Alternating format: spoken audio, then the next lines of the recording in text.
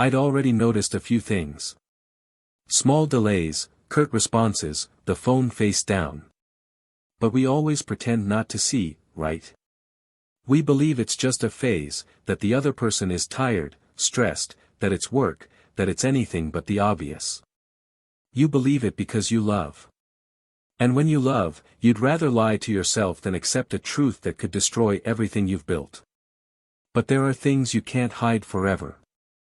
Sooner or later, the disguise slips, and it was one night that everything tore apart, as if life had violently ripped the blindfold from my eyes. The night of the gala. She knew how important that event was to me. She knew because for years she had been my partner on those nights. It was always our moment to show up as a couple, to show that we were together, strong, even on the days when we nearly fell apart. But that night, she chose another. Another man to be by her side, in the place that was rightfully mine. And she did it with the ease of someone signing a contract. I arrived at the hall and immediately felt something strange. The glances were sharp, the smiles were hesitant. When I saw her, I felt time stand still. She was beautiful. Beautiful as she had always been. But it wasn't her beauty that paralyzed me, it was the man beside her. He smiled as if he'd won some kind of battle. He touched her shoulder, whispered something in her ear while she smiled, with that smile that, until then, I thought was only mine. Shock washed over me. How could she have chosen another man over her own husband? That's what I asked myself as my feet felt glued to the floor. The party continued, music, lights, toasts. But for me, everything fell silent. The betrayal wasn't just in her body, it was in her choice. She chose not to share that night with me. She chose not to tell me. She exposed me. She made me see my replacement with my own eyes. And worst of all, she showed no remorse. Not then. At that moment, she seemed proud of her choice. I left. But not just from the party. I left the house, the city, her life. I got in the car, not knowing where to go, but certain I couldn't stay any longer. Not after that. Not after being trampled so elegantly. I left a note on the bed, I hope you enjoyed the party with your new partner. And with that, I closed our chapter. Without yelling, without arguing, without asking for explanations. Because you don't beg for a place where someone else has already taken your place. She only discovered I knew when she read the note. She only understood the gravity of the choice when she saw the empty closet, the pictures on the wall disappear, the scent of my perfume evaporate from the house. And for the first time, she had no control over the situation. The days turned silent. I, who always called, told the world to shut up. No message, no explanation. Just absence. An absence so profound it hurts. And that's when the true punishment begins. The emptiness is an unbearable echo where there was once love. And it was this echo that began to haunt her. The lover. He disappeared quickly. He was handsome, he was charming, but he was shallow. With him, there were no plans, only moments. And the moments ended. When she sought warmth, she found coldness. When she sought care, she found haste. When she sought love, she found nothing. Because that wasn't love. It was ego, vanity, desire. Everything that ends when the novelty wears off. And it was in that ending that she began to understand what she had lost. He wasn't just a husband. He was someone who waited for her with coffee ready. Who knew when her silence was sadness. Who heard what no one else heard. Who made a point of being there. Every day. Even on the hard days. Especially those. She started sending messages. Long ones at first. Full of excuses, beautiful phrases, promises of change. Then came the short ones. I miss you. I thought of you today. If regret could kill. But I didn't respond. Because sometimes, silence is truer than any speech. And she felt it. She felt what it's like to be on the other side of absence. What it's like to wait for someone who never returns. What it's like to stare at your phone as if hoping for a miracle. And time passed. I started over. In pain, but I started over. I learned to drink coffee alone, to sleep on her side, to listen to our songs without breaking inside. One day, I met someone else. And she wasn't the same. But she was whole. She was genuine. She listened to me. She respected me. She made me laugh. And that, little by little, healed the wounds. Until she came to me. Face to face. She wanted to explain herself. She said she missed me, that she regretted it, that she'd made a mistake and knew it. She cried. She apologized. And I forgave. Yes, I forgave. Not for her. But for me. Because carrying a grudge is clinging to a past that no longer belongs to us. I forgave because I needed to truly close it. To look her in the eyes and say, "You lost me. But it's okay." And that's when she understood what she'd done. Not because of anger, but because of calm. Because there was no more hurt, only distance. She understood it was over. That the time she had to be true had passed. And that now, I was with someone else. But the hardest part for her wasn't seeing me with someone else. It was seeing me well. We're friends today. We talk sometimes. She knows it will never be the same again. And that hurts more than any punishment. Because betrayal isn't just a hidden kiss. It's silent abandonment. It's the choice not to share. To hide. To lie. It's the end of trust, and without it, love crumbles. And when we truly love someone, and that person chooses to hurt us, what's left isn't hate. It's grief. But there's something she never knew. Something that was kept hidden. A detail that could have changed everything, had it happened sooner. A letter. A letter I wrote before I left, the night of the party. I never delivered it. I never wanted her to read it. But fate, oh, fate always finds a way to bring the truth back. What she had written in that letter could have changed everything. But does what wasn't said still matter? Or do the right words, spoken too late, only serve to hurt even more? Because sometimes, what destroys isn't what was done, but what wasn't done when there was still time. And now, she knows it. But is knowing enough? The answer is hidden in every silence, in every memory, in every gesture left in the past. And maybe, just maybe, she'll still discover what was in that letter. But, will you find out too? Welcome to the channel. Here, we do not support any kind of betrayal, on the contrary, our stories show how it destroys lives, corrodes feelings and leaves deep scars. All the stories you hear are fiction, but they carry emotional truths that reflect the reality of many. Get ready to dive into a narrative intense, painful and surprising. Take a deep breath, and hold on, because what comes next, it's a shocking story. They met on a random late afternoon, at an unpretentious gathering arranged by mutual friends, but the connection between them was immediate, as if all the coincidences in life had conspired for that moment. Her name was Elisa. She had a smile that seemed to calm everything around her, and a look that oscillated between sweetness and a silent melancholy that even she couldn't explain. He was Daniel, a man with a calm voice, an attentive gaze, and a firm presence, the kind that doesn't need much to assert itself. The two seemed to come from different worlds, she more outgoing, full of energy and vanity, he more restrained, methodical, almost introspective, but for some reason, this was never an obstacle. On the contrary, it was as if each completed what the other lacked. For the first few months, they were inseparable. Long walks at dusk, late-night conversations, spontaneous laughter, and a mutual sense of having found something too rare to pass up. Elisa had a certain restlessness within her, a constant desire for movement, brightness, new experiences, while Daniel was the type who appreciated the silence between two breaths and the stability of a simple yet meaningful routine. Still, there was admiration between them. She admired him for his patience, his careful approach to the world, his calm in the face of difficulties. He saw in her a light, a unique ability to transform any place into something alive, pulsating, unforgettable. When they decided to live together, it was natural, unhurried, unpressured, like someone choosing to share not just a physical space, but a lifetime of small exchanges.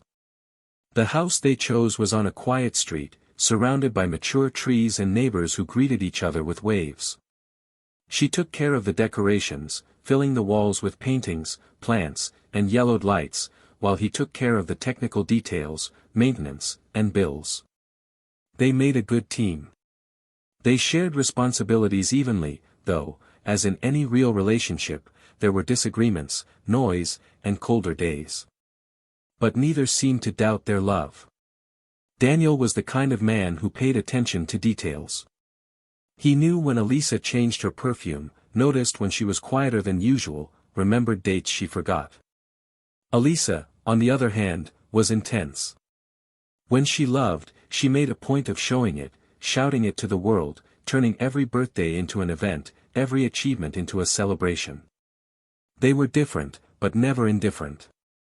The years passed, and with them came commitments, work demands, social circles, and the daily obligations that test any relationship. Daniel took on a higher-level position at a technology company, which required long hours, exhausting meetings, and frequent travel. Elisa immersed herself in an interior design course, returned to school, reinvented herself, and sought her own space and identity beyond the home and the relationship. Gradually, their lives began to be divided into schedules, calendars, and pending tasks. Their once spontaneous conversations began to be squeezed in between appointments.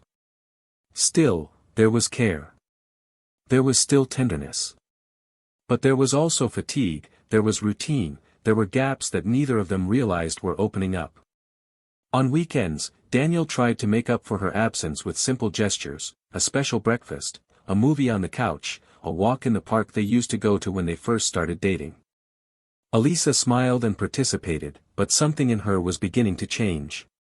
It wasn't exactly distance, more like a growing restlessness, as if something inside her was screaming for more. More emotion, more presence, more intensity. And Daniel, though sensitive, didn't seem to hear this cry. He prided himself on offering security, stability, a calm love. He didn't understand that sometimes what someone needs is precisely the opposite of that. Even so, there were no open crises. Discussions were punctual, restrained, and respectful. They gave each other space and supported each other.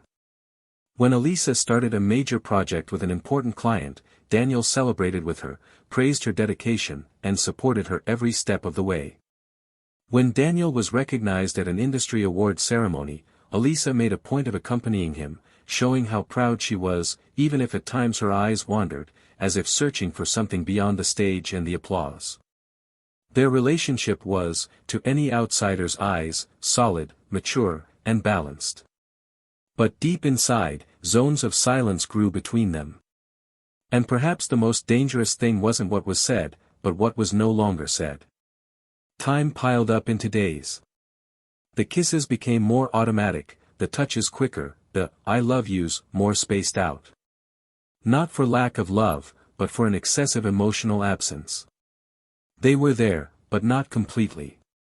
They lived together, but with invisible walls between them. And no one talked about it. It was as if they were both afraid to admit that something had changed. The fear of confronting what one doesn't want to see is sometimes stronger than the pain of the truth itself. Friends noticed subtle changes.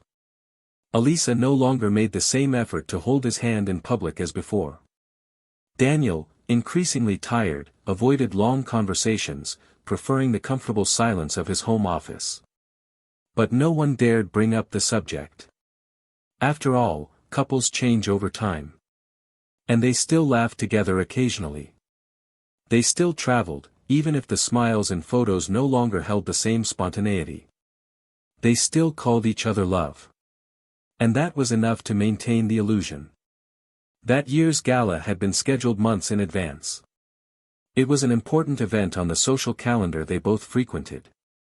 Daniel had been nominated for an honor for a technological innovation project and knew that the recognition carried enormous weight for him. Elisa was involved in the event's decor and seemed excited about the preparations. In the days leading up to the party, they exchanged few words about the details. He was immersed in the demands of work, she was caught up in meetings, fitting rooms, and budgets. When they did talk, it was about schedules, logistics, outfits, and invitations. Nothing more than the bare essentials. The night before, Daniel prepared a simple surprise. He bought flowers and wrote a short note telling her how important it was to have her by his side that night. He left it on the bed before leaving for another meeting. Elisa read it, smiled with a mixture of tenderness and guilt she couldn't quite explain, and placed the flowers in a vase in the living room. They were both so busy, so consumed by their own routines, that no one realized how decisive that night would be. And as the day of the party approached, the invisible tension between them grew. Nothing explicit. Nothing blatant. But there was a knot in the air. Something about to break. Something that, if looked closely, had been brewing for a long time, in small choices, in accumulated silences, in swallowed desires and forgotten wishes. But that night, something would happen. Something that would forever change what they thought they knew about love, loyalty, and loss. And from that point on, there would be no turning back. Because when love is tested by silence, time, and absence, the line between what can be forgiven and what is lost forever becomes dangerously thin. And it was exactly there, at the moment when everything seemed under control, that fate began to deliver its most silent, and fatal blow. The party approached like a silent, inevitable clock, marking the time of a story that seemed to be moving on autopilot. Daniel, between meetings and piling on responsibilities, didn't realize that the small gestures, those that once formed the basis of daily life between him and Elisa, were slowly fading, slipping through the cracks of busy days. She, in turn, seemed immersed in an energy that oscillated between excitement and restlessness. In recent days, she'd been more vain, more distracted, with a new sparkle in her eyes, the kind that comes not from the glow of makeup or a well-chosen outfit, but from an inner turmoil Daniel couldn't name. He did notice the changes, the new perfume, the way she played with her hair, the cell phone she now never left out of reach, but he didn't question it. Maybe out of fear of the answer, maybe because he trusted too much. That's what trust is, a blind choice sustained by love. And Daniel still loved. On the morning of the event, they woke up early. Elisa seemed more hurried, organizing decorations, checking messages, talking on the phone in a low voice. When Daniel mentioned that they might leave the party together, since he would be honored and she would be there, involved with the production, she just smiled vaguely and said she didn't know, that she would have to see how things were going, that she might need to accompany the organizers. He nodded. He put away his discomfort and went on with his day. Late in the afternoon, he got ready alone. He put on his new suit, straightened his tie in front of the mirror with the concentration of someone trying to control something that's slipping through the cracks. He grabbed the envelope with his acceptance speech and left without saying much. Elisa had already left hours earlier, claiming she needed to be at the venue earlier. Daniel spent the entire drive trying to ignore a strange feeling in his chest, like a premonition that something was coming, though there were no clear signs. It was just a hunch, or maybe a refusal to accept that love sometimes languishes in silence. The room was impeccable. The lights were carefully positioned, the music was blaring, and guests were slowly arriving. Daniel was greeted by colleagues, with handshakes, formal smiles, and occasional hugs. He searched for Elisa, but didn't see her. It was strange, because he knew she would be there somewhere, amidst the flower arrangements, the neatly pressed tablecloths, the perfectly organized details. When he finally spotted her, his heart skipped a beat, not in enchantment, as it had in the past, but in doubt. She was standing next to a man he didn't know. A tall, well-dressed man, whispering something in her ear while she smiled softly. The scene itself wasn't outrageous, there were no inappropriate touches or overt gestures, but there was something in her body language that said more than any words. The way she leaned in to listen, her light laughter, her gaze that didn't seek his. Daniel maintained his composure. He swallowed his distrust, and fulfilled his role perfectly. He took the stage, accepted the tribute, and delivered his speech with a firm voice but wandering eyes. When he came down, he didn't see her in the audience. He looked again. Nothing. It was as if she had disappeared for a moment. A few minutes passed before he saw her again, this time closer to the man, the two of them walking away toward one of the outdoor areas. Daniel didn't follow. He stood still, watching from afar. There was no longer any doubt. Her absence by his side that night, the way she avoided him, the new sparkle in her eyes, it all converged on a truth he didn't want to admit. Still, he didn't explode. He didn't confront her. He simply turned his back and left. In silence, like someone who understands that sometimes love dies before it's even buried. He arrived home before her. He took off his suit, unbuttoned his shirt, and sat on the edge of the bed. He stood there for a while, staring into the empty closet as if searching for some meaningful answer. Then he got up, opened his suitcases, and began packing his things. No anger, no shouting, no tears. Just a painful silence that screamed louder than any argument. He wrote the note briefly, directly. He left it on the bed. He grabbed his bags and left. I didn't know exactly where he was going, but I knew I couldn't stay any longer. Elisa arrived a few hours later. The house was quiet, as it always was at that hour. He called out to him, but received no answer. He went upstairs. Upon entering the bedroom, he stopped. The wardrobe gaped open. The drawers were empty. The shoes, the books, the watches, everything was gone. Only the note remained. He read it. His legs felt weak. She sat on the edge of the bed, looking around like someone trying to wake from a nightmare. For the first time, he realized the magnitude of the choice he had made. And what was at stake. For the first time, he understood he had crossed a line. The following days were filled with frustrated attempts at contact. Ignored calls, unanswered messages. Daniel had disappeared without a trace. And her lover? He too began to disappear. His attention, once constant, dwindled until it became cold, practical, and disinterested. Elisa began to realize that what she had felt might not have been love, but merely an impulse, an escape from something she couldn't even name. What she had sought outside the relationship was something that, deep down, might not even exist. Meanwhile, Daniel was in another city, starting over from scratch. He rented a small apartment, took on a new project, and rebuilt his routine.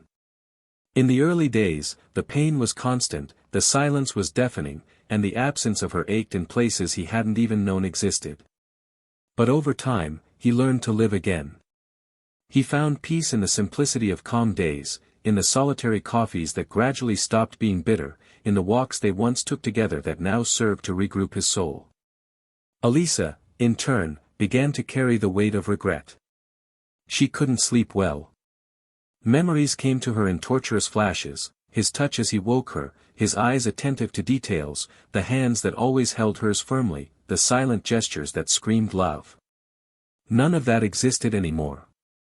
And for the first time, she understood what she had lost.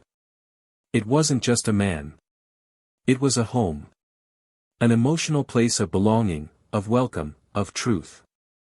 And the cruelest part, she didn't lose it by accident. She chose it. A month later, she tried to find him again.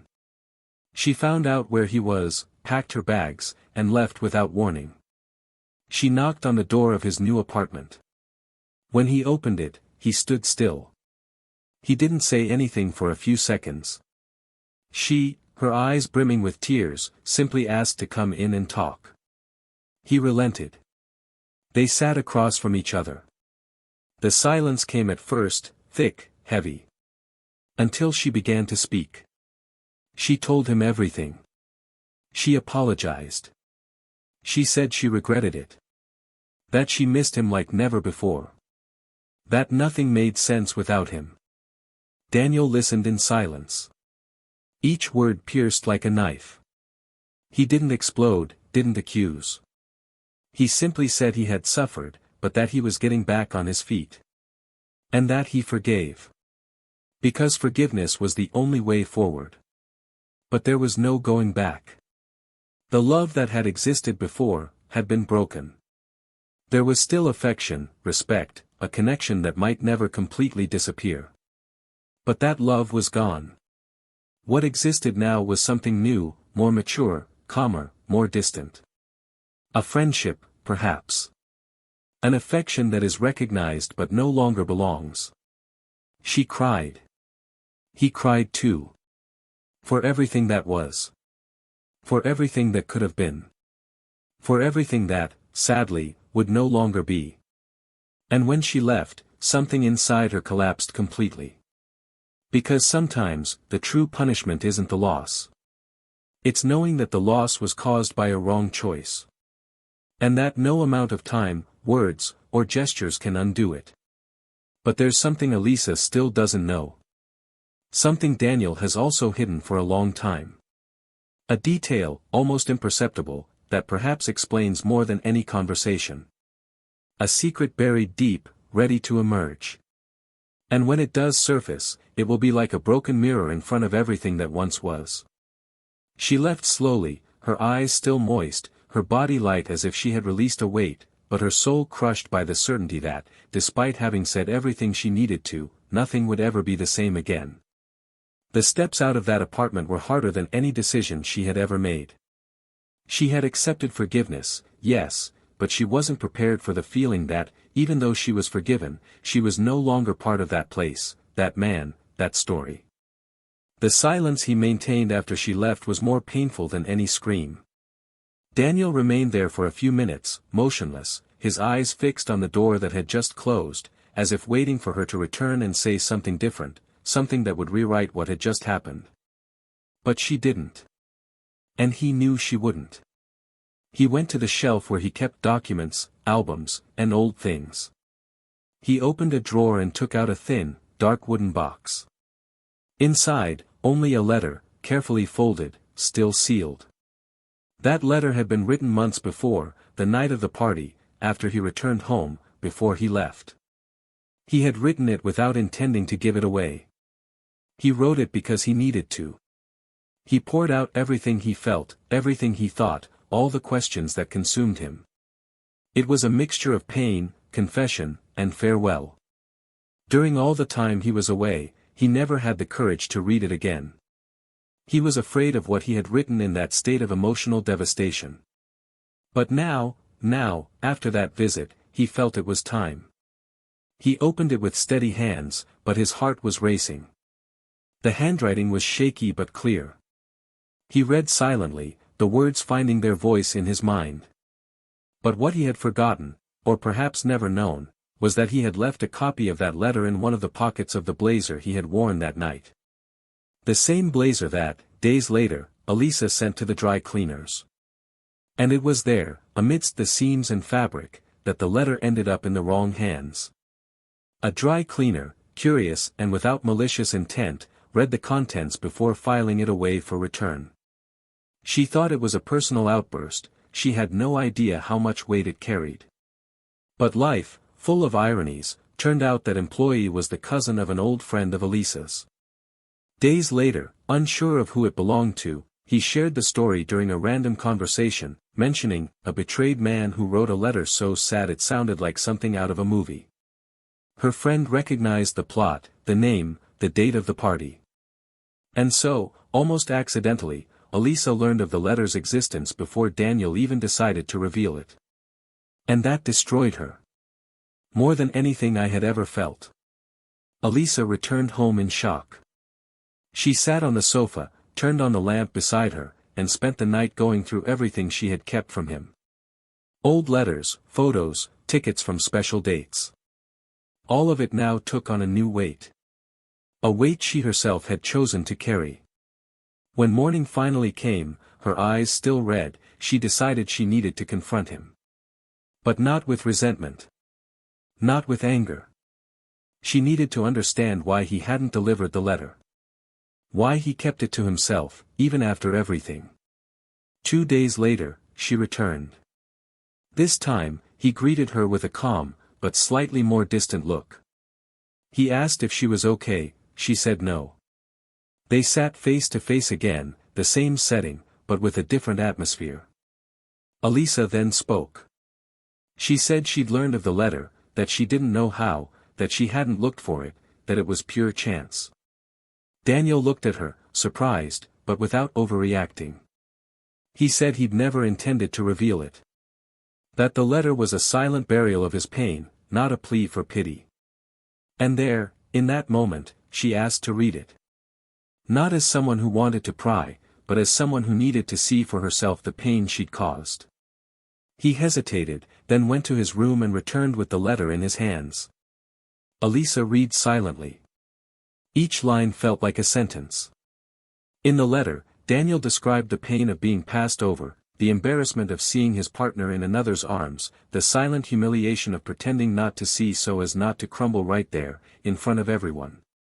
But the most devastating part came at the end, when he wrote that, despite everything, if she had confessed, if she had looked into his eyes and told him the truth, he would have tried. He would have forgiven. He would have stayed. Because their love was still raw that night. Because the wound was still fresh, and maybe, just maybe, forgiveness could have come before they left. Elisa paused on the last sentence, her eyes welling and her voice breaking. She looked at him as if trying to rewind time. She said she didn't know, that she never imagined he was still willing, that she thought he had already given up before she acted. Daniel then said something that shattered her. That her biggest mistake wasn't betrayal, it was silence. That everyone makes mistakes, everyone falls, but the choice to hide, to not talk, to carry on a show even when facing an abyss, that was what broke everything. Because trust isn't lost all at once, it erodes through omissions. And that if she had just been honest, that night, in that room, after the party, maybe he would still be there, with her. But now, time had done what it always does, sealed what was unresolved. Elisa burst into silent, desperate tears. Her face buried in her hands, her body bent as if carrying the weight of the world. Daniel approached, knelt in front of her, and gently held her hands. He said he still cared, that there was still affection, respect. But now he was different. And so was she. He said there was someone in her life. Not in the same way. It was still fresh, still light. But there was truth. And she didn't want to repeat the mistakes of the past. Elisa nodded, sobbing. She said she didn't want to get in the way. She just needed to understand. She just needed to hear from him that she wasn't hated. And he said he didn't hate her. He said the part of him that suffered was no longer alive. What remained was grief, and she no longer needed to carry it alone. After that day, something between them closed definitively. There was no more room for resentment or attempts. The pain had been exposed, faced, and buried. Elisa, upon leaving that door, was no longer the same woman who had first entered. She was someone who had understood, brutally, that certain choices cannot be undone. And Daniel, upon seeing her leave, felt neither relief nor sadness. He felt only peace. The peace of someone who has faced their ghosts, forgiven the unforgivable, and chosen to move forward. But that night, alone at home, Daniel picked up the letter once more. He read the last sentence aloud. And something inside him still trembled. Because no matter how much time heals, some words spoken too late echo forever where silence once reigned. And there, in that last line, was the answer she never had the courage to give, and which he no longer needed to hear. A few weeks passed since that last conversation, and for the first time in a long time, Elisa began to experience a silence that came not from the absence of answers, but from the awareness of the end. It was no longer a wait. There was no longer any expectation. There was only the clear reflection of a finished story, one she had undone with her own hands, and which now could no longer be shaped, mended, or written again.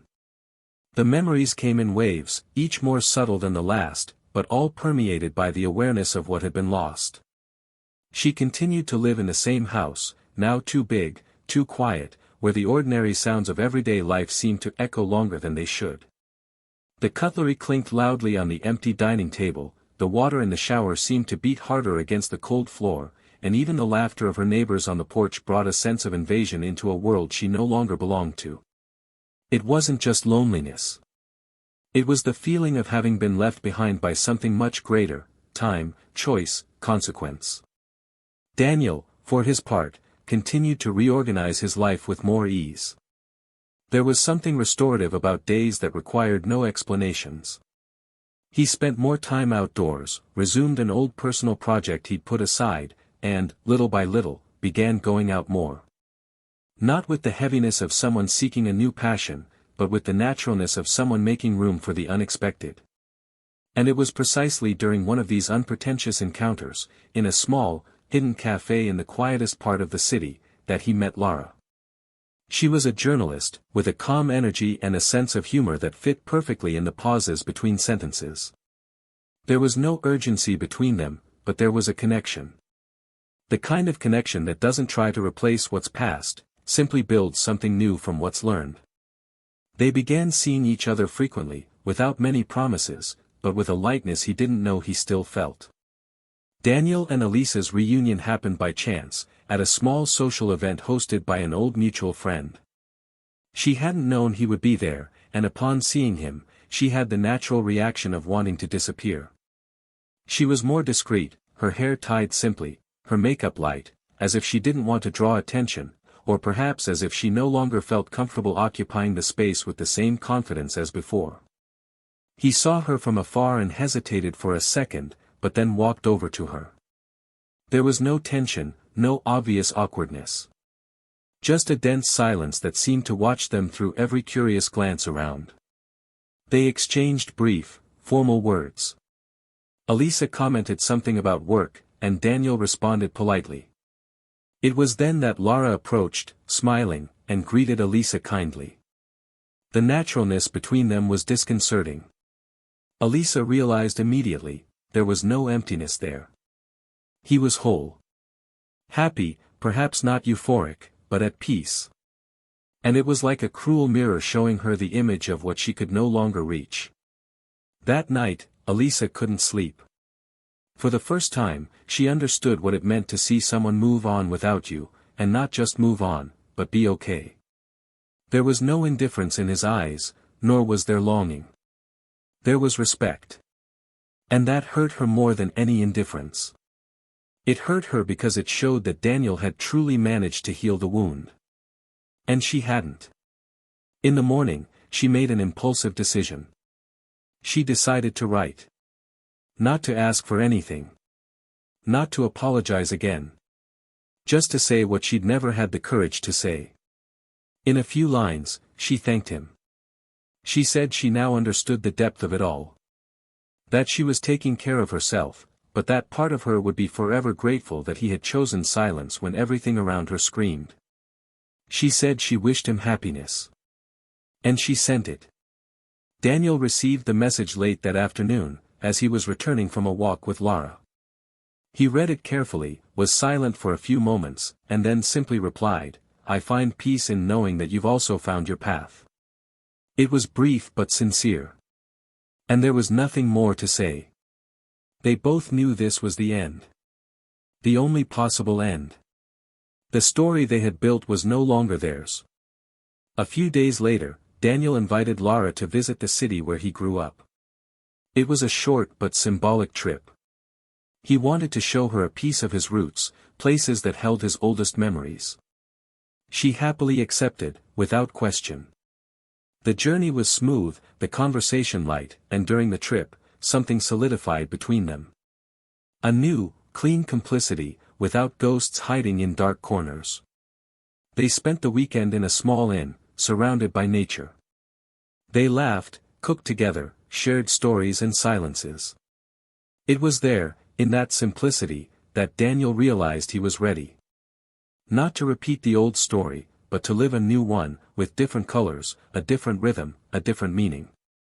Elisa, on the other hand, also began to rebuild. But the process was more solitary, more internal. She began therapy, something she'd put off for years. She reconnected with old friendships she'd forgotten about. She rediscovered old passions, like photography and writing. She still lived in the same house, but now she was gradually changing the spaces, not to forget, but to reframe. She left the master bedroom behind and transformed the space into a makeshift studio. In place of the mirror that reflected the emptiness, she hung a light curtain, and in the corner where she kept his clothes, she placed books and plants. She didn't erase the memory, but she stopped idolizing it. And in this process of rebuilding, she understood that the love she feels for Daniel doesn't need to be lived to be real. It exists, but now it's just a memory. A memory that hurts, yes, but also teaches. A few months later, she released a small independent book with reflections and chronicles about choices, losses, and new beginnings. She didn't mention names, didn't reveal details, but those familiar with the story read between the lines a pain that had been honestly navigated. A copy came to Daniel through a mutual friend. He read it in silence, one quiet evening, sitting in the living room armchair. When he finished, he carefully closed the book, stared at the cover for a few minutes, and then got up to pour 2 glasses of wine. He handed one to Lara, who was beside him. She looked at him curiously. He simply smiled and said, "Old stories, but already resolved." They didn't talk about it anymore. There was no need. Time doesn't go back. Choices can't be undone. But what you do with the pieces is what defines who you become after the impact. Elisa learned this the hard way. She lost someone who loved her deeply. Not because he stopped loving, but because she stopped caring. And Daniel? He learned it too. That love isn't about losing yourself in the other, it's about staying whole even when the world falls apart. They both carried on. Wounded, yes, but alive. And perhaps, in the end, this was the greatest proof of love they could give themselves, not giving up on starting over, even after being broken. Because some stories don't end with reunions. They end with understanding. And this was one of them. After the letter, after the restrained response, and the reunion that serenely sealed the end of a story that had already been closed in silence, what remained was the aftermath. What remained were the spaces that formed after the truth was fully exposed, after feelings were faced unfiltered, with the necessary rawness of someone who no longer wants to live deceiving themselves. There were no more loose ends. Everything had been said, each had acknowledged their share of guilt, pain, and omission. But what to do with the scar, with the traces of love that could still be seen in the simplest things, even after their departure? Elisa continued to sleep on only one side of the bed, not by choice, but because the other side seemed to belong to a ghost that would never return. She no longer woke up in shock waiting for messages, but sometimes she still found herself checking her phone before falling asleep, as if an unconscious part of her awaited a new chapter, even though she knew the book had already been closed. And Daniel, even as he pursued his new life alongside someone who brought him peace, was sometimes overcome by unexpected memories, by brief thoughts that arose in the middle of an ordinary afternoon, reminding him of who he was, not out of nostalgia, but out of awareness of everything he had experienced. The book Elisa published began to gain traction among small literary circles and groups of readers sensitive to real stories, even if disguised as fiction. It wasn't a commercial success, but it was read intensely by those who encountered it. Many identified with it, others were moved, and some were outraged. The narrative was honest, she portrayed neither the victim nor the villain. It depicted the painful process of acknowledging mistakes, dealing with regrets, and trying to rebuild oneself after destroying the thing she loved most. Between the pages were passages that spoke of silences that hurt more than words, the fear of facing the truth, and, above all, the urgency of being transparent with those you love. It was a story that sought not comfort, but understanding. And, curiously, it became a source of inspiration for others who had lived their own versions of the same story. Over time, Elisa was invited to participate in events and discussion groups, where she spoke, with maturity and controlled pain, about the choices that define the course of life. On one such occasion, she encountered a woman who, visibly moved, clutched the book to her chest. As she approached, she said in a trembling voice that she had ended her marriage after reading her story. She said that, seeing the path she herself had been walking reflected there, she found the courage to talk to her husband, to expose herself, to be honest before the end came as a tragedy. This shook Elisa deeply. Not out of pride, but because she realized that, although her story had ended in loss, it had transformed into something greater. A chance for others to make amends. That woman found redemption in time. She did not. And understanding this hurt like a cold blade. Because there is a difference between learning from a mistake and being able to avoid it. Elisa now lived with the certainty that her pain was not in vain, but the memory of what could no longer be changed followed her like a shadow. Daniel also heard about the book. Not because Elisa sent it, but because a mutual friend shared it without intending to cause any discomfort. When he had it in his hands, he debated whether or not to read it. He was happy with Lara, they were maturing together, building a solid foundation, free from the burdens of the past.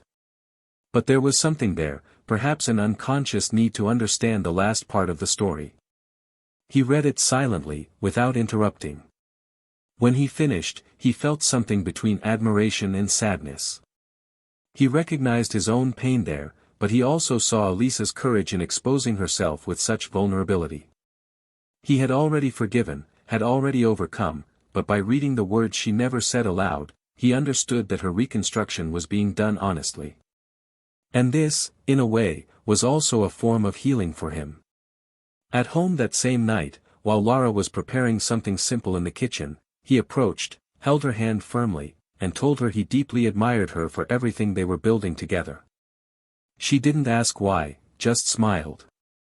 There was truth in that gesture, in that word, and Lara knew that the ghosts of the past only truly visit when the house is secure enough not to collapse.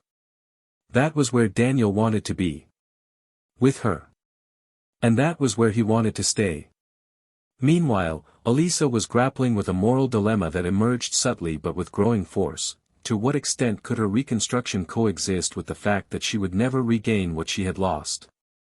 As much as her public image was being redefined, as much as readers saw her as strong and human, she knew that inside her there was still a wounded child waiting for a second chance that would never come.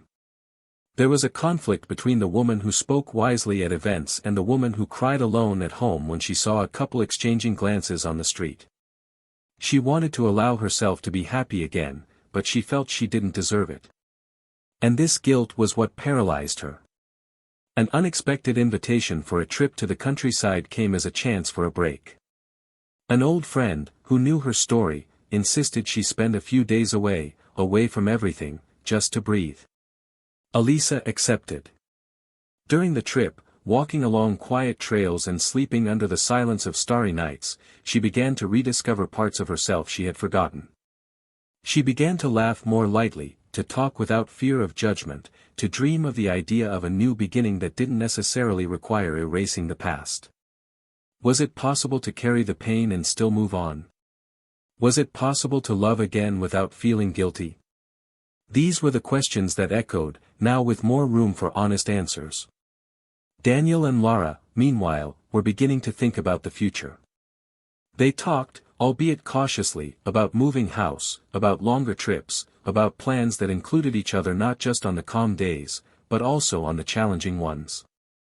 Lara knew his story, knew what he'd been through, but she wasn't afraid. On the contrary, she respected it. She never demanded that he forget, never demanded too much space, simply made herself constantly present, and that was, for Daniel, the greatest gift. He knew he didn't need to prove anything to deserve her love, and that was precisely what made him want to reciprocate with sincerity. There was no rush, but there was a clear direction. And that clarity, after so much chaos, was precious. Life continued, therefore, not with cinematic twists and turns, but with small daily decisions that transformed pain into wisdom. Elisa returned from the trip with a notebook full of notes. I didn't know if it would become a new book, but I knew I was recording something important. For the first time, he was writing not about what he lost, but about what he wanted to find. He began to frequent new places, met different people, and although he still looked back from time to time, no longer with the same burden, there was now acceptance. He didn't forget what he had experienced, but he allowed it to be just part of his story, not the end of it.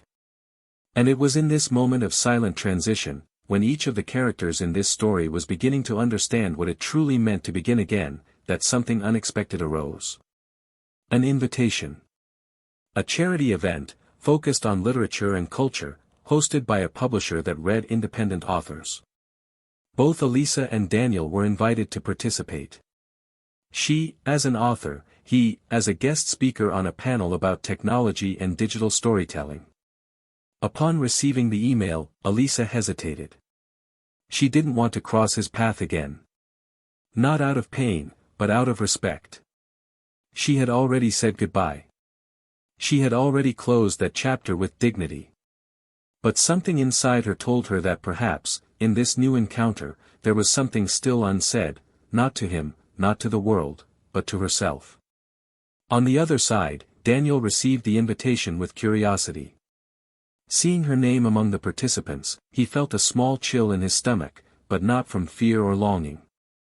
It was as if something, deep down, told him that this meeting wouldn't be about the past, but about confirming the present. And he accepted. Because now he knew who he was, what he felt, and where he wanted to be. There was no more doubt, only clarity. The event would take place in 2 weeks. And in that hall, surrounded by books, people, and stories that intersected like fine threads of the same fabric, something still waited to be revealed. A gesture, a final exchange of glances, a silent understanding that would end the journey definitively, with dignity, maturity, and, perhaps, a message that would resonate forever in those brave enough to hear it. Because not all losses need to be forgotten. Some simply need to be understood. And that was about to happen. The night of the event arrived quietly, but it carried a tension that was hard to ignore. The room where everything would take place was spacious, with large glass windows reflecting the night sky and the dim interior lights, creating a hushed and elegant atmosphere. Every detail had been carefully crafted, but that wasn't what lingered in the air. What was there, invisible to the eyes of others, was the presence of 2 unfinished stories that, though already concluded, still held within them the need for a final point, not a finale, but a breather. Elisa arrived early, accompanied by a fellow editor. She wore a discreet, elegant outfit, her hair loose, and her face serene. She had practiced calm in the mirror for days, and although insecurity still lingered in her shoulders, she kept her chin firm and her gaze attentive. She knew this encounter was inevitable, and even though she hadn't planned any conversation, there was a deep need within her to face head-on what until then had been resolved only in silence. It was different now. There was no resentment, nor longing, but there was respect, and a final understanding that needed to happen, even if not in words. Daniel arrived about half an hour later, accompanied by Lara, who accompanied him with the naturalness of someone who knows the ways of the other's soul and is unafraid of what they find. He was calm but attentive, as if something within him also knew that this evening would bring more than just speeches and literary panels. As they entered, his eyes met Elisa's for a few seconds. They both smiled, discreet, polite, respectful. There was no tension in that look, but neither was there neutrality. It was a look of mutual recognition, like greetings after a long journey. Neither of them approached. Not yet.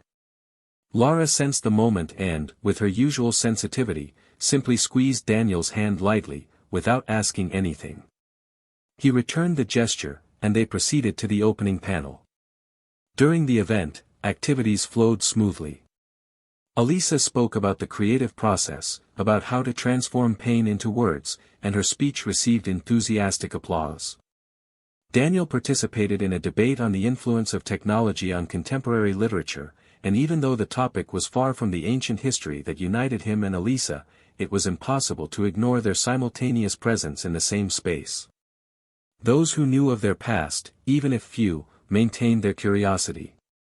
No one dared comment, but the attentive gazes betrayed the desire to understand how two people who loved each other so much could now share the same space without betraying the avalanche that once engulfed them. On the second night of the event, there was an informal dinner for the guests.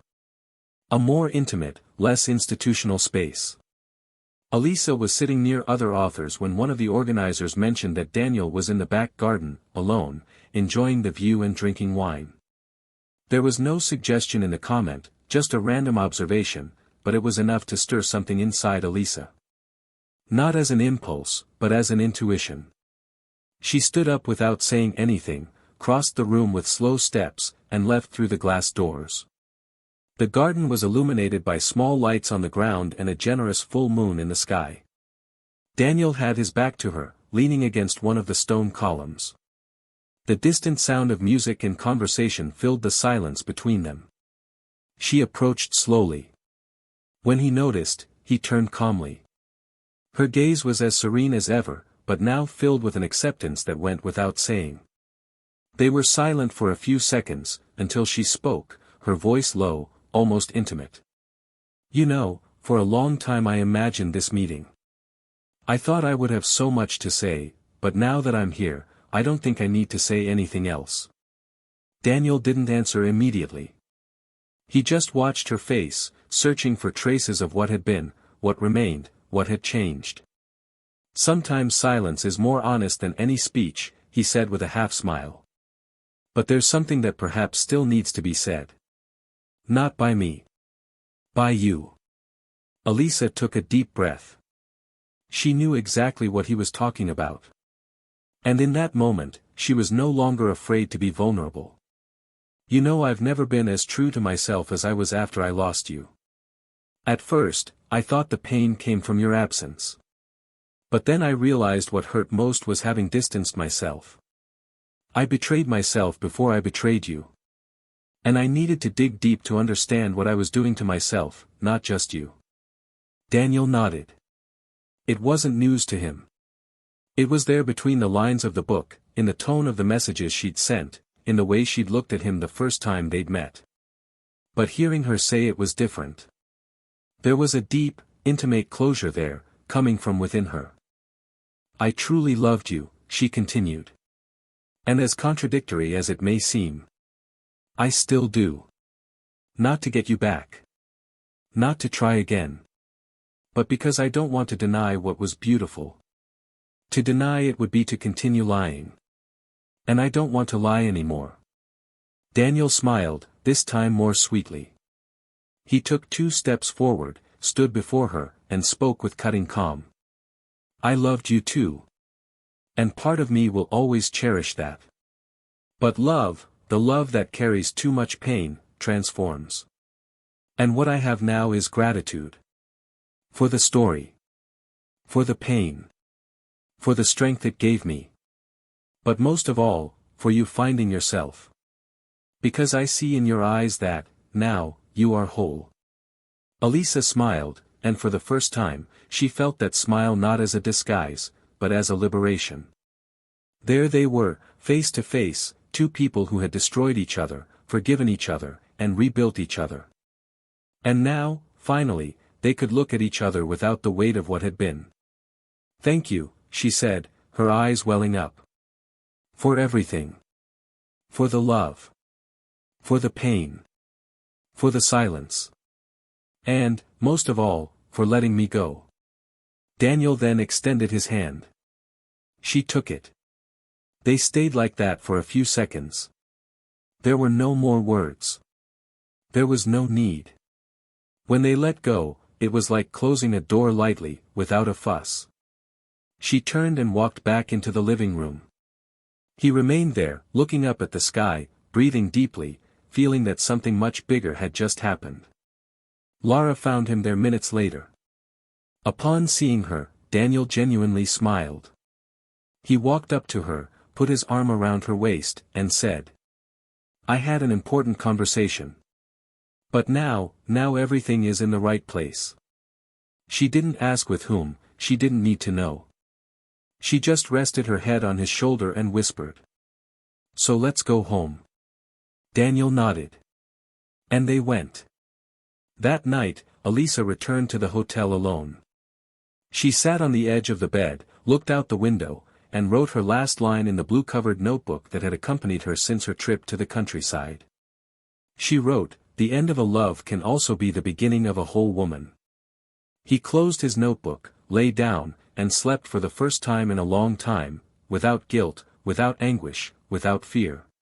Because finally, he had understood. And what is truly understood, sets one free. Life has its own ways of ending cycles, and these closures don't always happen amid grand gestures or definitive words. Sometimes, the true end is silent, mature, and comes with the calm of someone who has cried all they had to cry. Over time, memories lose the weight of pain and become part of a personal construction. Not as something you wish to repeat, but as a living part of what shaped who you are now. This is exactly how Elisa and Daniel's paths, once so intertwined they seemed one, definitively went in opposite directions, without rupture, without trauma, only with the acceptance that some stories end with dignity, not with reconciliation. Elisa continued her journey with steady, but never hurried, steps. The book she initially wrote as a way to process her grief became a symbol of reconstruction for many readers who saw themselves in that narrative of loss, guilt, and maturation. Invitations increased, interviews became more frequent, and little by little she realized that her work was no longer just about her, but about all those who needed to hear that yes, it is possible to start over after a mistake, but that starting over requires courage, responsibility, and, above all, truth. She released a second book, this time with more serenity, more aware of her voice and the impact it could have. This time, she wrote not about the love she lost, but about the woman she discovered after it. And it was there, between pages that no longer spoke of pain, that she finally understood she had freed herself from the emotional prison of the past. A few years passed, and one random afternoon, she met someone. Someone who didn't remind her of Daniel, nor resembled him in any way.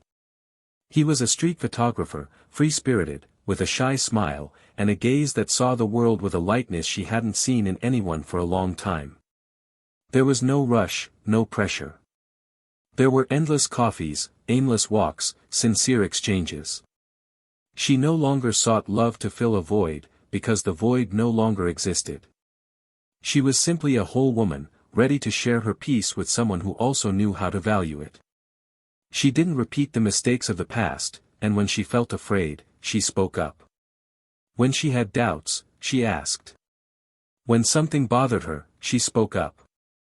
And it was in this new kind of love, light, free, and honest, that she finally found the kind of peace she thought she had lost forever. Daniel, in turn, built his happiness with the same determination that had always defined him. His relationship with Lara blossomed solidly.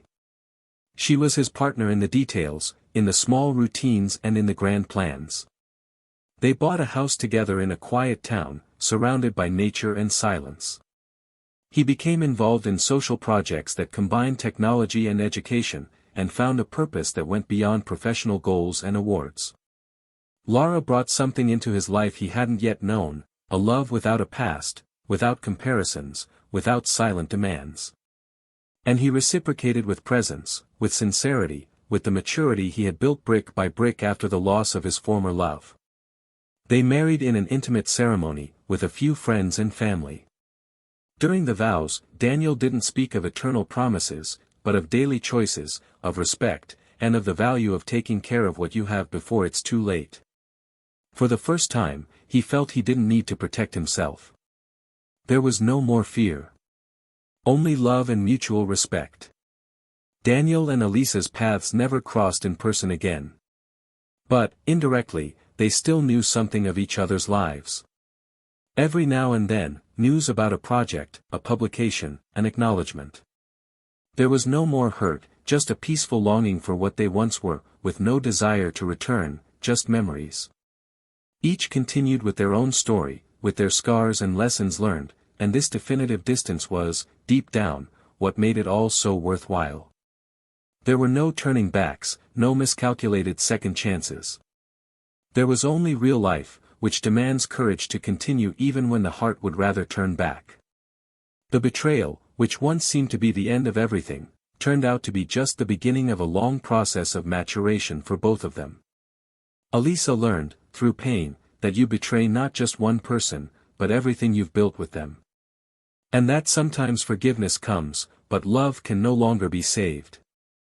Daniel understood that love isn't about persisting when everything has already fallen apart, but knowing when to let go with dignity, before resentment contaminates everything that was once true.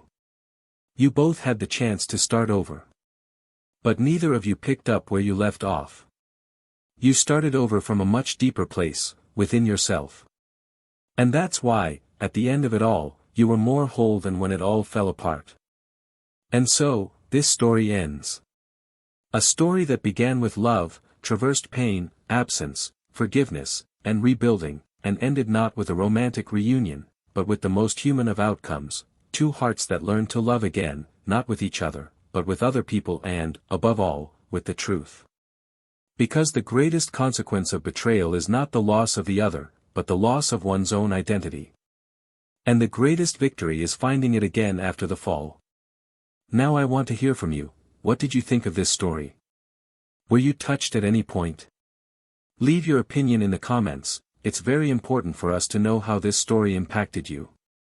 And if you're not yet subscribed to the channel, take advantage of it now and turn on notifications, because here, every week, you'll find moving, real, and profound stories like this one. Remember, this channel does not condone any kind of betrayal. All the stories told here are fictional, but based on real emotions, to show how betrayal can destroy not only relationships, but also dreams, trust, and love itself. Infidelity is a wound that often doesn't heal, even with forgiveness. And when trust is lost, everything is almost always lost. May this story serve as a reflection on the value of caring for those by your side, of not wasting the chance to love truly, and of speaking up while there's still time. Because sometimes, what we lose isn't love, it's the chance to live that love to the end.